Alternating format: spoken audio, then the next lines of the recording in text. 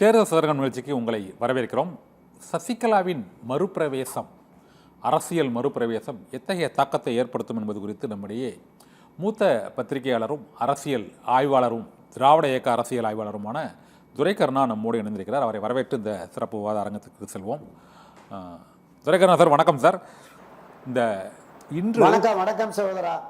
வணக்கம். இன்று சசிகலா அனைத்திந்திய புரட்சித் தலைவர் மக்கள் முன்னேற்ற கழகம் என்ற ஒரு புதிய கட்சியை தொடங்கி இருக்கிறார். அதிமுகவிலிருந்து பிரிந்து சென்ற பண்டுட்டி ராமச்சந்திரன் மற்றும் அதிமுக ஒருங்கிணைப்பு குழுவின் புகழேந்தி ஆகியோரும் புதிய கட்சிகளை எம்ஜிஆர் அதிமுக, புரட்சி அதிமுக என்ற பெயர்களில் கட்சியை தொடங்கி இருக்கிறார்கள். இது ஒரு புறம். இந்த கட்சிகள், 3 கட்சிகளும் இந்த 2026 சட்டமன்ற தேர்தலை ஒட்டி இந்த கட்சிகள் தொடங்கப்பட்டிருக்கின்றன. இது அதிமுக வாக்கு வங்கியில் பாதிப்பை ஏற்படுத்துமா சார்? டிடிவி தினகரன் 2021 ஏற்படுத்தியது போல் இங்கு புகழேந்தி இன்று கட்சியை தொடங்கி அதன் பின்னர் அது திமுகவில் இன்று அந்த கூட்டணியாக இணைந்திருக்கிறார். பண்டுட்டி ராமச்சந்திரன் தனியாக ஒரு கட்சி ஆரம்பித்திருக்கிறார், சசிகலா ஒரு கட்சி என்று ஆரம்பித்திருக்கிறார்கள். இந்த 3 கட்சிகளில் எது ஒரு தாக்கத்தை ஏற்படுத்தும் நினைக்கிறீங்க சார்? இல்லைப்பா, அனைத்து இந்திய அண்ணா திராவிட முன்னேற்ற கழகத்திற்கு இந்த தேர்தலில் நிச்சயமாக இந்த அணியினர் மூலமாக பெரும் பாதிப்பு ஏற்படும் என்பதில் எந்தவித மாற்று கருத்தும் சந்தேகமும் இல்லை. குறிப்பாக திருமதி வி.கே. சசிகலா தொடங்கி இருக்கிற இந்த அரசியல் கட்சியின் மூலமாக ஒரு பெரும் பாதிப்பு. நீங்களே குறிப்பிட்டது மாதிரி கடந்த 2021 தேர்தலில் அமமுக டிடிவி தினகரன் மட்டுமே கிட்டத்தட்ட ஒரு 20-24 தொகுதிகளில் அதிமுகவின் வெற்றியை பாதித்திருக்கிறார். அதை விடவும் 2 மடங்கு பாதிப்பு இந்த முறை டெல்டா மாவட்டம், தென் மாவட்டங்களில் அந்த சேதாரத்தை, அண்ணா திராவிட முன்னேற்ற கழகத்திற்கு வர வேண்டிய வாக்குகளை சேதாரத்தை ஏற்படுத்துவதற்கு நிச்சயமாக திருமதி வி.கே. சசிகலா தொடங்கியிருக்கிற இந்த கட்சி ஒரு தாக்கத்தை நிச்சயம் உருவாக்கும் என்பதில் சந்தேகமில்லை. திரு புகழேந்தி தொடங்கியிருக்கிறார், திரு பண்டுட்டி ராமச்சந்திரன் தொடங்கியிருக்கிறார்.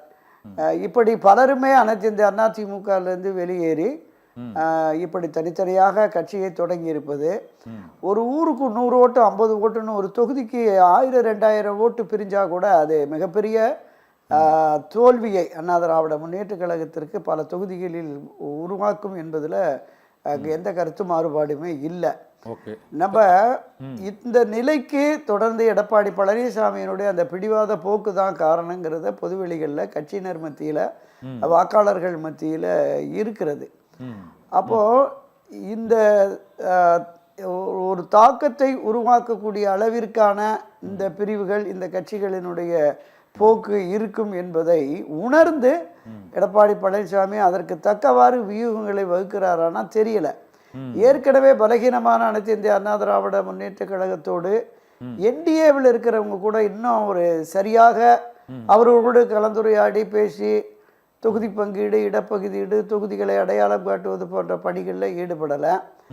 கடந்த ஒரு ஆண்டாக கிட்டத்தட்ட ஒரு 7-8 மாதத்துக்கு முன்பே பாஜக என்டியோட கூட்டணி வைத்தும் கூட அவர்களை பொது மேடையில் ஏற்றி திராவிட முன்னேற்ற கழகத்திற்கு எதிரான பெரிய ஆர்ப்பாட்டம், போராட்டம் எதையுமே அவர்கள் நடத்தவில்லை அப்படிங்கிறத நாம் பார்க்குறோம். இன்று வருகிற 17ஆம் தேதி தான் அது தொடர்பான ஒரு அறிவிப்பை வெளியிட்டிருக்கிறார்கள். மாவட்ட அளவில் கூட்டணி, என்டிஏ கூட்டணி சார்பாக ஒரு ஆர்ப்பாட்டத்தை நடத்துவதாக அறிவித்திருக்கிறார்கள். இது கிட்டத்தட்ட ஒரு இந்த கூட்டணி அமைந்த அடுத்த ஒரு வார காலத்திலிருந்து இது தொடங்கி இருக்கிறோம்.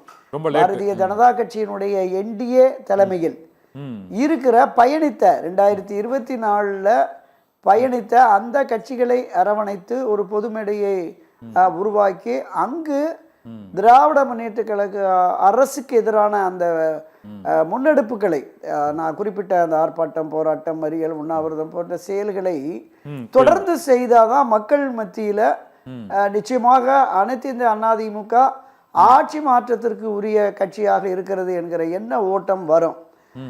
ஆனால் அந்த நிலைப்பாடு என்பதை இதுவரையிலும் எடுக்காமல் இப்போது எடுத்திருக்கிறார். அதுவே வரவேற்கத்தக்கது அப்படின்னு தான் நம்ம பார்க்கிறோம். இந்த 2026 தேர்தல் என்பது ஒரு பெரிய சவாலான தேர்தலாக தான் எல்லா அரசியல் கட்சிக்கு இருக்கிறது, திமுக உட்பட. அண்ணா திராவிட முன்னேற்ற கழகத்திற்கு கூடுதல் சவால் இருக்கிறது அப்படிங்கிறத நாம நிச்சயமா இந்த பிரிவுகள் மூலமாக நிறைய உதிரி அணிகள் நிற்பதால் இது ஒரு பெரிய பாதகங்களை ஏற்படுத்தும். அது தேர்தலோட தெரிய வரும். இன்னொரு துரைக்கண்ணன் ஒரு முக்கியமான ஒரு சந்தேகம் என்னென்னா, அந்த 2016 மறைந்த முதலமைச்சர் ஜெயலலிதாவின் அந்த மறைவுக்கு பிறகு சசிகலாவை வந்து அவர் கொஞ்சம் கால தாமதமாக இந்த அரசியல் பிரவேசம், அரசியல் முன்னெடுப்புகளை எடுத்திருக்கிறாரோ என்ற சந்தேகம் ஏற்பட்டிருக்கிறது. ஏனென்றால் அவர் அந்த 2017 பிப்ரவரி செப்டம்பர் ஆகிய அந்த 5 மாதங்களுக்கு இடையே ஏற்பட்ட நிகழ்வுகள், அவர் ஒரு அதிமுகவின் இடைக்கால பொதுச் செயலாளராக தேர்ந்தெடுக்கப்பட்டு, அதிமுக சட்டமன்ற உறுப்பினர்களாக, சட்டமன்ற குழு தலைவராக தேர்ந்தெடுக்கப்பட்டு, முதலமைச்சர் பதவிக்கு அருகில் சென்று சில நாட்களில் அவர் சிறைக்கு சென்றார். அதன் பின்னர் 4 ஆண்டுகள் சிறை தண்டனையும் அனுபவித்து விட்டு வெளியே வந்தார். அப்போதும் அவருக்கு ஒரு பிரம்மாண்ட வரவேற்பு வழங்கப்பட்டது. அதை அப்போதே அந்த அரசியல் கட்சிகளை தொடங்குவதை விட்டுவிட்டு 2021 தொடங்குவதை விட்டுவிட்டு இத்தனை ஆண்டுகள் தாமதமாக, ஒரு 5 ஆண்டுகள் தாமதமாக இந்த அரசியல் முடிவை எடுத்திருக்கிறாரோ என்ற ஒரு கருத்து இருக்குது. இது மிக தாமதமான முடிவா அல்லது சரியான முடிவாக பார்க்குறீங்க சார்? இல்லை, திருமதி வி.கே. சசிகலா அவர்களை பொறுத்தளவில் நான் வந்து நின்று நிதானித்து யோசனை பண்ணி தான் ஒவ்வொரு செயலையும் செய்வேன் அப்படிங்கிற மாதிரி தான் தொடர்ந்து அவர்களுடைய பத்திரிகையாளர் சந்திப்புலையும் பொதுவெளிகளில் பேசுகிற போதும் சொல்லிட்டு வர்றாங்க. நீங்கள் குறிப்பிட்டது மாதிரி 2021 தேர்தல் தோல்விக்கு பிறகாவது அவர் ஒரு அரசியல் கட்சியை தொடங்கியிருக்கணும், அதற்கான முன்னெடுப்பை செய்திருக்கணுங்கிறதுல மாற்று கருத்தே இல்லை. ஆனால் என்ன நம்பிக்கையோடு பயணித்தார்னா, தன்னை தற்காலிக பொதுச் செயலாளராக தேர்ந்தெடுத்திருக்கிறார்கள். இந்த தேர்தல் அந்த தேர்ந்தெடுப்புக்கு பிறகு திடீரென மறுபடியும் ஒரு பொதுக்குழுவை கூட்டி கட்சியிலிருந்து வெளியேற்றி பொதுச் செயலாளர் பொறுப்பில் யாருமே அமர லாயக்கில்லை, அம்மா அமர்ந்த அந்த இருக்கையில் அமர்வதற்கு எங்களுக்கு யாருக்கு எந்த தகுதியும் திறமையும் இல்லை, எனவே பொதுச் செயலாளர் பொறுப்பை நாங்கள் பங்கு போட்டுக்கிறோம் 50-50%, ஒருங்கிணைப்பாளர் இணை ஒருங்கிணைப்பாளர், ஒரே வாக்கில் 2 பேர், அந்த மாதிரி முடிவு எடுத்துட்டு போயிட்டாங்க. இவங்க என்ன நினைச்சாங்க, சட்ட ரீதியாக நமக்கு ஒரு தீர்வு வரும் அப்படின்னு யோசிச்சாங்க, அது காத்திருந்தாங்க, அது நிறைவேறல. 2024 வரைக்கும் பொறுத்திருந்து 2024 நாடாளுமன்ற பொது தேர்தலில் ஒரு பெருந்தோல்வி, சரிவு, பின்னடைவு ஏற்பட்டதற்கு பிறகுதான் இனியும் என்னால் பொறுத்திருக்க முடியாது, புரட்சி தலைவர் தொடங்கிய இந்த கட்சி, புரட்சி தலைவர் அம்மா கட்டி காப்பாற்றிய இந்த கட்சி இப்படி மீண்டும் மீண்டும் தோல்வியை சந்திக்கிறது, எனவே நான் அனைவரையும் ஒருங்கிணைத்து கட்சியை வழிநடத்துவேன் அப்படின்னு அவங்க நம்பினாங்க. அதுக்கும் கடந்த 1-2 ஆண்டுகளாக அதற்கான முயற்சிகளை மேற்கொண்டாங்க. அது ஆடியோ மூலம் பேசுறது, அவ்வப்போது சில மாவட்டங்களுக்கு சென்று சந்திக்கிறது அப்படின்னு ஒரு தீவிரமாக தேர்தல் களத்தில் ஈடுபட்டு ஒரு மிகப்பெரிய அரசியல் இயக்கத்தை கட்டமைக்க வேண்டும் என்கிற உணர்வு அவருக்கு இல்லாமல் எப்படியாவது கட்சியை ஒருங்கிணைத்து விடுவோம், 2017 எப்படி எல்லோருமே வந்து நீங்க தான் ஆட்சியும் கட்சியும் நடத்தணும்னு சொன்னாங்களோ அந்த நிலை மீண்டும் திரும்பும் என்று காத்திருந்திருக்கிறார். அது நடைபெறாத சூழ்நிலையில் தொடர்ந்து திரு எடப்பாடி பழனிசாமி பிடிவாத போக்கில் இருப்பதால் அவருக்கு நாம் பாடம் புகட்டணுங்கிறதுனால தான் இப்போ ஒரு டைலாக் கூட வந்திருக்காங்க, துரோகிகளையும் எதிரிகளையும் வேரோடும் வேரடி மண்ணோடும் வீழ்த்தி விட்டு அம்மாவின் ஆட்சியை, புரட்சி தலைவர் எம்ஜிஆர் அம்மா நடத்திய அந்த நல்லாட்சியை கொண்டு வருவோம் அப்படிங்கிற சங்கல்பத்தை எடுத்து களமாடுகிறார். ஆனால் இது எந்த அளவிற்கு ஒரு தாக்கத்தை ஏற்படுத்தும் அப்படிங்கிறது நமக்கு தேர்தல் முடிவுக்கு பிறகுதான் தெரியும். இப்போதைக்கு நமக்கு என்ன புரிகிறது என்றால், நீங்க எடப்பாடி பழனிசாமியினுடைய அவர் நடவடிக்கை பிடிக்காத சிலருடைய ஆதரவு இந்த அம்மாவுக்கு வருது. திரு ஓபிஎஸ் திராவிட முன்னேற்ற கழகத்துக்கு போனாரு, அவருடைய அந்த செயலை விரும்பாத அவருடைய ஆதரவாளர்கள் ஒரு பகுதியினர் திருமதி சசிகலாவை சந்திக்கிறாங்க. திரு டிடிவி தினகரன் என்டிஏ அணியில போய் சேர்ந்தது பிடிக்காத அமமுகவை சேர்ந்த மாநில மாவட்ட நிர்வாகிகள்ல பலரும் இன்று திருமதி சசிகலாவை சென்று சந்திக்கிறார்கள். இப்ப இந்த 3 பிரிவினருடைய ஆதரவு, இதை தாண்டி பொதுவெளிகளில் மக்கள் மத்தியில் தனக்கு ஓரளவுக்கு ஆதரவு கிடைக்கும் என்று நம்புகிறார். அதன் அடிப்படையில் தான் கடந்த மாதம் 24ஆம் தேதி கமுதி பசும்பொன் அருகே அவர் அந்த பொதுக்கூட்டத்தில் பேசுகிற போது இதுவரையிலும் இல்லாத அளவிற்கு எடப்பாடிக்கு எதிரான எடப்பாடியின் துரோகத்தை தோலுரிக்கிற வகையில் பேசினாங்க. மார்பிலும் முதுகிலும் ஈட்டியால் குத்தி என்னை காயப்படுத்தினார்கள், சதி செய்தார்கள், நான் உயிரோடே வந்திருக்க முடியாது, என்னையே தீர்த்து கட்ட சதி நடந்தது என்றெல்லாம் சில விஷயங்களை சொல்லியிருக்காங்க. அதை தொடர்ந்து ஒரு தொலைக்காட்சியில நடந்த அந்த சிறப்பு நேர்காணலிலும் பல்வேறு விஷயங்களை சுட்டி காட்டியிருக்கிறார். இப்போது அரசியல் கட்சியின் கொடியை 24ஆம் தேதி அறிவிச்சாங்க, கட்சி பெயரை என்று அறிவித்திருக்கிறார். இதன் பிறகு அவர் சுற்றுப்பயணம் போற போது பொதுவெளிகளில் மக்கள் மத்தியில ஒரு அனுதாபம் கலந்த ஆதரவும் கிடைக்கும். எனவே இந்த அடிப்படையில் ஒரு கணிசமான சதவீத வாக்குகளை நம்மால் எடுக்க முடியும் அப்படிங்கிற நிலைப்பாட்டுக்கு வந்திருக்காங்க. ஆட்சி மாற்றத்தை கொண்டு வருவதற்கு இந்த தேர்தலில் சாத்தியம் இல்லை, அது அவருக்கும் தெரியும், எல்லோருக்கும் தெரியும். குறிப்பிட்ட சில தொகுதிகளை நிற்கிற பொழுது நான் தொடக்கத்துல சொன்ன மாதிரி அமமுகவே 22 தொகுதினா அதை விட 2 மடங்கு அந்த பகுதிகளில் ஆதரவு இவர்களுக்கு இருக்கிறது. நான் சொன்ன இந்த 4-5 பிரிவினருடைய ஆதரவு, பொதுமக்களில் ஒரு சிலருடைய அனுதாபம் கலந்த ஆதரவு, இந்த வாக்கு சதவீதம் ஒரு 50-60 தொகுதிகளில் அண்ணா திராவிட முன்னேற்ற கழகம் திரு எடப்பாடி பழனிசாமி தலைமையிலான அதிமுகவின் வெற்றியை பாதிக்கும் என்பதுதான் கள யதார்த்தம். கண்ணன், டிடிவி தினகரன் ஏற்படுத்திய சேதாரத்தை விட சசிகலா பெரிய பாதிப்பை ஏற்படுத்துவான்னு நினைக்கிறீங்களா சார்? அது அந்த அளவுக்கு ஆதரவு இருக்கும்? நிச்சயமா அதுதான் நான் சொன்னேன். அதற்கான காரண காரியங்களை விளக்குனேன். டிடிவி ஆதரவாளர்கள், திரு ஓபிஎஸ் ஆதரவாளர்கள், எடப்பாடிக்கு எதிரான அந்த மனநிலையில் உள்ளவர்கள், இவர்களை தாண்டி பொதுமக்கள், இவர்கள் கணிசமான வாக்குகள் வருகிற பொழுது நிச்சயம் டிடிவி ஏற்படுத்திய அந்த சேதாரத்தை விட கூடுதல் சேதாரத்தை எடப்பாடி பழனிசாமிக்கு ஏற்படுத்துவார் என்பதுதான் என்னோட கருத்து. இந்த அதிமுக அதிருப்தியாளர்கள், அதாவது எடப்பாடி பழனிசாமி பிடிக்காத அந்த அதிருப்தியாளர்கள் வாக்குகள் அனைத்தும் இது பிரியாமல் அது சசிகலாவுக்கு முழுமையாக செல்லக்கூடிய வாய்ப்பு இருக்குது. ஆனால் எனக்கு ஒரு சந்தேகம் என்னவென்றால், சசிகலா அவர்கள் அதிருப்தியாளர்களை ஏன் அவரால் அதிருப்தியாளர்களை கூட ஒருங்கிணைக்க முடியவில்லை என்பதுதான். ஏனென்றால் ஒரு சட்டமன்ற குழு தலைவராக தேர்ந்தெடுக்கும் முதலமைச்சர் பதவிக்கு அருகில் சென்று அவர் விடுதலையாகி 2021 வரும்போதும் ஒரு மிக பிரமாண்ட பேரணி, அப்போது டிடிவி தினகரன் உடன் இருந்து அந்த பேரணி எல்லாம் நடத்தினார். இவ்வளவு ஆதரவு இருந்தும் இதன் பின்னர் அவர் கூட இருந்தவங்க எல்லாருமே தனித்தனியாக போயிட்டாங்களே. டிடிவி தினகரன் இப்போது அதிமுக கூட்டணியில் இருக்கிறாங்க. ஓபிஎஸ் இடையில சந்தித்து பேசினார், திரும்ப பார்த்து திமுகவில் போய் ஐக்கியமாயிட்டார். இதே போல் பண்டூட்டி ராமச்சந்திரன் உள்ளிட்டவரும் அவரை இணைக்க முடியல. அதிருப்தியாளர்களை அவர்களால் ஏன் அது ஒன்றிணைக்க முடியவில்லை? அல்லது அவர்களுக்குள்ள என்ன பெரிய அளவில் என்ன கருத்து வேறுபாடு இருக்குன்னு நினைக்கிறீங்க சார்?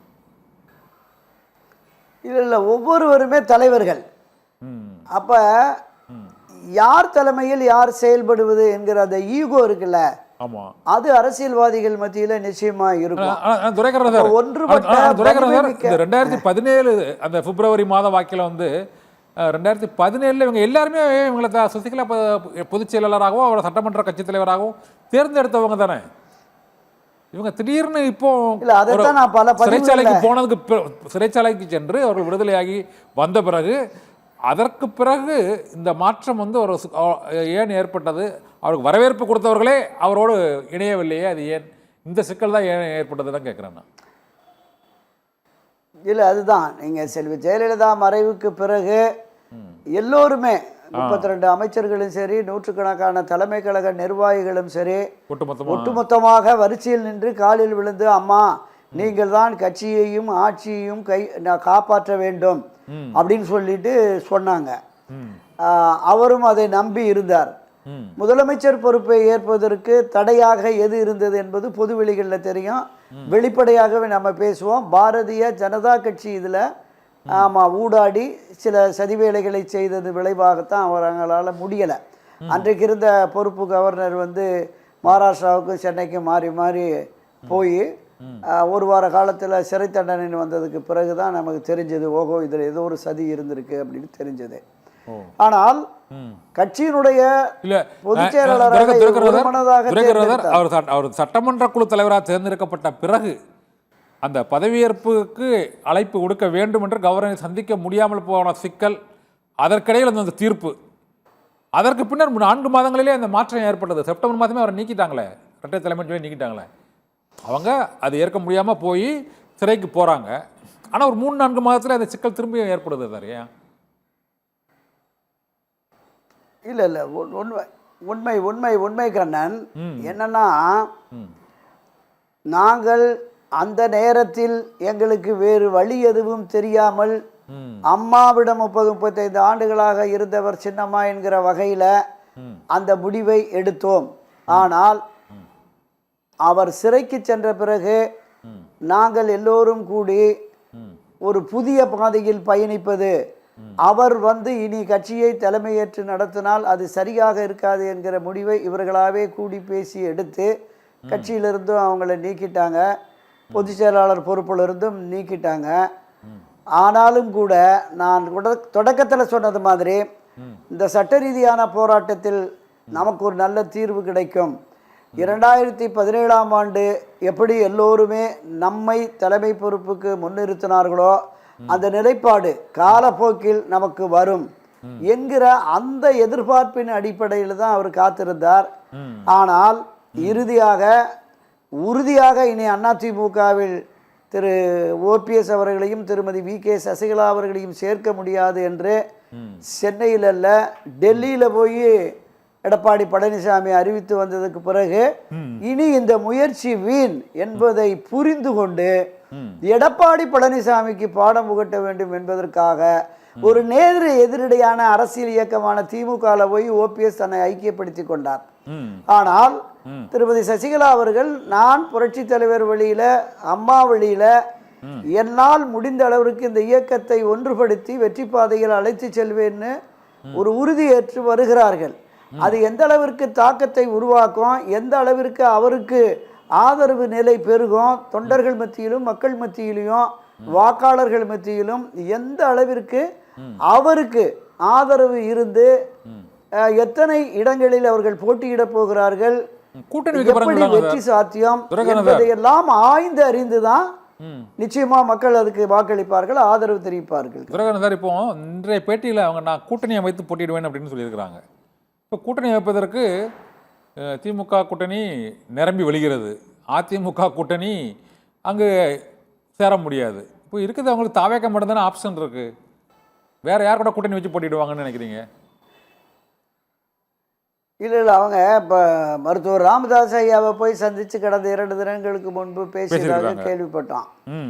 இப்போ ஆமாம் ஆமாம், இதை தாண்டி சிறிய சிறிய அரசியல் கட்சிகள் அவங்களுக்கு ஆதரவு நிலையை தெரிவித்து வருகிறார்கள்னு நாம் கேள்விப்பட்டோம். இப்போ தாவேக்காவோடு அவர்கள் பேசுகிறார்களா அப்படிங்கிறது நமக்கு தெரியல, வெளிப்படையாக தெரியல. யாரோடெல்லாம் பேசுகிறார்கள், யாரோடெல்லாம் கூட்டணி அமைக்க இருக்கிறார்கள் அப்படிங்கிறது அவங்க இன்னுமே அந்த வியூகம் முடிந்ததற்கு பிறகு சொல்லுகிறேன். ஆனால் கூட்டணி அமைத்துதான் என்று சொல்லுகிறார். எம்ஜிஆர் அண்ணா திராவிட முன்னேற்ற கழகத்தை தொடங்கிய பண்டுட்டி ராமச்சந்திரன், புரட்சி அதிமுக தொடங்கிய நம்ம புகழேந்தி அவர்கள், இப்போ இவங்களுமே நாங்களும் கூட்டணி அமைச்சு தான் போட்டியிடுவோம் அப்படின்னு சொல்லியிருக்காங்க. ஸோ இவர்களெல்லாம் தாவேகா பக்கம் போகிற பொழுது திருமதி சசிகலாவுடைய அமைப்புமே அந்த பக்கம் போகிறதுக்கு, அவருமே அரசியல் கட்சியை தொடங்கி சின்னம் வரைக்கும் சொல்லிட்டாரு, தோப்பு சின்னம், தென்னந்தோப்பு சின்னம், தனிமரம் தோப்பாகாது, எனவே கூட்டணியாக இருந்து எல்லோரும் வெற்றி பெற வேண்டும் என்கிற கருத்தாக்கத்தின் அடிப்படையில் நான் பயணிக்கிறேன்கிறார். இந்த தேர்தலை பொறுத்தளவு நமக்கு வெளிப்படையாக தெரிகிறது, ஆட்சி மாற்றத்தை கொண்டு வராவிட்டாலும் அதிமுகவை தன்னால் கைப்பற்ற முடியும் என்று கருதி பயணிக்கிறார். 2026 தேர்தலில் அண்ணா திராவிட முன்னேற்ற கழகத்திற்கு ஒரு தோல்வி ஏற்படுகிற பொழுது 2024 ஒரு கடுமையான எதிர்ப்பு எடப்பாடிக்கு இருந்ததுல, அது கூடுதலாக பல 100 மடங்கு கூடுதலான எதிர்ப்பாக வருகிற பொழுது அப்ப அந்த விலகி சென்றவர்கள், விலக்கி வைக்கப்பட்டவர்கள், தனி கட்சி கண்டவர்கள், இவர்கள் எல்லோரையும் ஒருங்கிணைத்தால்தான் அண்ணா திராவிட முன்னேற்ற கழகம் வெற்றி பாதையில் பயணிக்க முடியும் என்கிற பார்வை அதிமுகவினுடைய மூத்த நிர்வாகியிலிருந்து கடைசி தொண்டன் வரைக்கும் வரும். அவர்கள் அந்த ஒருங்கிணைப்பை சாத்தியப்படுத்தினால் இவங்களுடைய பங்களிப்பு அங்கு இருக்கும் அப்படிங்கிற மாதிரி நான் கருதுகிறேன் கண்ணன். ஓகே துரைகரனா, இன்னொரு கேள்வி அதிமுகவை விட்டு. இப்போ தமிழக வெற்றி கழகத்தை பொறுத்தவரை எந்த கட்சியும் அதனோட கூட்டணி சேரவில்லை. இன்று காலையில் அனைத்து மாவட்ட நிர்வாகிகளிடம் தொலைபேசி மூலமாக அவர்கள் கூட்டணியில் இணையலாமா என்ற ஒரு பேச்சுவார்த்தையை தொடங்கியிருப்பதாக கூறப்படுகிறது. விஜய்க்கு பல்வேறு கட்ட நெருக்கடிகள் ஏற்பட்டுள்ள சூழ்நிலையில் ஒரு திமுகவுக்கு எதிராக ஒரு வலிமையான கூட்டணியை கட்டமைக்கும் நோக்கத்துடன் அதிமுக பாஜக கூட்டணியில் மீண்டும் அவர் இணைகிறாரா, இணைவதற்கான முயற்சிகள் மேற்கொள்ளப்பட்டு வருகிறது என்ற ஒரு தகவல் பொதுவாக பொதுவெளியில் பேசப்படுகிறது. அப்படி ஏற்பட்டால் அது பெரிய திமுகவுக்கு எதிரான ஒரு பெரிய தாக்கத்தை எந்த அளவுக்கு ஏற்படுத்தும்னு நினைக்கிறீங்க சார்? தமிழக வெற்றி கழகத்தை பொறுத்தளவில் ஒரு தொடக்கத்திலேயே ஆட்சியில் பங்கு அதிகாரத்தில் பங்கு அப்படின்னு சொன்னார். அப்போ தமிழக வெற்றி கழகம் தனித்து ஆட்சி அமைத்து விஜயை முதலமைச்சராக்கி இந்த தமிழகத்திற்கு ஒரு நல்லாட்சியை தருவோம்னு அவர் பிரகடனப்படுத்தலை. ஆட்சியில் பங்கு அதிகாரத்தில் பங்கு என்கிற பொழுதே அந்த கூட்டணி ஆட்சி என்கிற அந்த தத்துவ கருத்தை அவர் முன்மொழிந்திருக்கிறார் அப்படின்னு தான் பார்க்குறோம். அதனால அப்போது இருந்தே கூட்டணியை எதிர்பார்த்து தான் அவர் பயணித்திருக்கிறாருங்கிறத நம்ம புரிஞ்சுக்கலாம். அப்ப இந்த தேர்தலை பொறுத்தளவுல பிரதான எதிரியாக திராவிட முன்னேற்ற கழகத்தை பொது எதிரியாக களத்தில் நிறுத்தி நாம் அவர்களை தோற்கடித்தே தீர வேண்டும். அதற்காக பிரதான எதிர்க்கட்சியான அண்ணா திராவிட முன்னேற்ற கழகத்தில் தான் இணைகிறேன். இந்த கட்சியோடு யார் வந்தாலும் என்டிஏ கூட்டணி பாஜக யார் வந்தாலும் அதை பற்றி எங்களுக்கு கவலை இல்லை, நாங்கள் அதிமுகவோடு தான் கூட்டணி என்று அவர் அறிவித்து வரலாம். அப்படி அறிவித்து வருகிற பொழுது இந்த கூட்டணி ஆட்சி என்கிற அந்த கோரிக்கையை எடப்பாடிட்ட கொடுத்து எடப்பாடி அந்த கோரிக்கையை ஏற்பாரா, மிகப்பெரிய சந்தேகம். தாவேகா வெற்றி பெற வேண்டும், விஜய் முதலமைச்சராக வேண்டும் என்று இப்போது தீவிரமாக களமாடுகிற தாவேகா தொண்டர்கள் எடப்பாடி பழனிசாமியை முதலமைச்சர் ஆக்குவதற்கு களமாடுவார்களா, தேர்தல் பணியாற்றுவார்களாங்கிறது ஒரு சந்தேகம். இன்னொன்று, பாஜக இந்த அணியில் இருப்பதால் சிறுபான்மை வாக்குகள் சிதறிவிடும் என்கிற பார்வையும் இருக்கிறது. எனவேதான் இது ஒரு பெரிய இடியப்ப சிக்கலாக தான் இருக்கும். அங்க போனாலும் சரி போகலினாலும் சரி பல பேர் தாவேகா தனித்து நின்று நம்முடைய சக்தி என்ன என்பதை நிரூபித்து காட்டலான்னு பேசுறாங்க. சக்தி என்னன்னா ஒரு 10-12% ஓட்டு வாங்கலாம், ஒரு இடத்துல கூட வெற்றி பெற்று எல்லாம் வர முடியாது. கண்ணன், தேர்தல் அந்த மாதிரி இல்லை. பெரிய அளவுல ஆட்சி அதிகாரத்திற்கு வந்து விடுவோம் அப்படின்லாம் தாவேகா தம்பிகள் துடிச்சுக்கிட்டு இருக்காங்க. இந்த துடிப்பு என்பது 2026 அடங்கிரும்.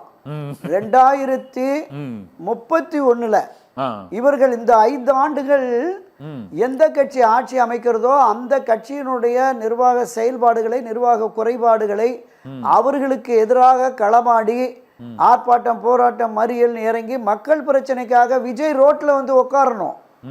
அப்பதான் இந்த நீங்க வெறும் ஆட்சி அதிகாரம் என்பது ஒவ்வொரு மாவட்டத்திலும் போய் 10 நிமிஷம் பேசிட்டு வந்தாலே ஆட்சி அதிகாரம் கையில வந்துடாது.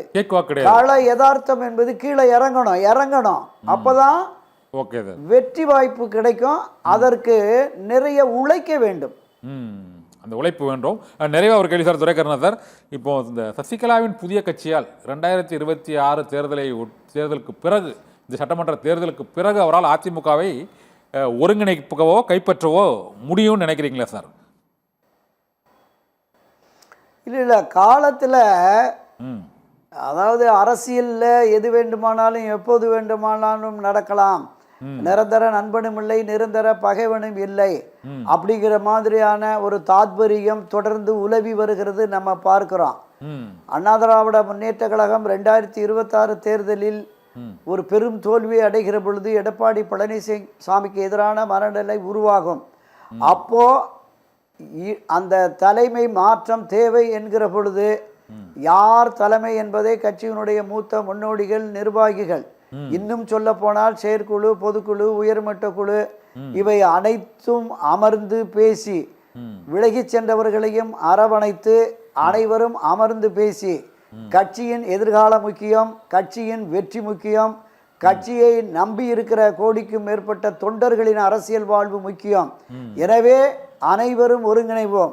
89 எப்படி ஜா அணி பிரிந்து தோல்விக்கு பிறகு ஒன்று சேர்ந்து 91 ஒரு மகத்தான வெற்றியை பெற்றார்களோ அப்படி ஒரு ஒருங்கிணைப்பு அவசியம் என்று கருதி அனைத்து முன்னணியினரும் அமர்ந்து பேசி ஒரு முடிவை எடுக்கிற பொழுது அங்கே திருமதி சசிகலாவினுடைய பங்களிப்பும் தேவைப்படும். நிச்சயம் அதில் அவர் இருப்பார் என்பதுதான் என்னுடைய கருத்து. கண்ணன், நன்றி துரைக்கண்ணன் சார். இந்த அரசியல் களம் எவ்வாறு மாறப்போகிறது, திருப்பங்களை எவ்வாறு ஏற்படுத்தப் போகிறது என்பது 2026 வாக்காளர்கள் அளிக்கக்கூடிய அந்த வாக்குகள் தான் பல கட்சிகளின் தலைவிதி, பல தலைவர்களின் எதிர்காலத்தை தீர்மானிக்கப் போவதாக இருக்கிறது என்று அரசியல் ஆய்வாளர் துரைக்கண்ணன் நம்மிடையே கூறியிருக்கிறார். தேர்தல் சதுரங்கம் நிகழ்ச்சியில் மற்றொரு ஆளுமையோடு சந்திக்கலாம். நன்றி சார்.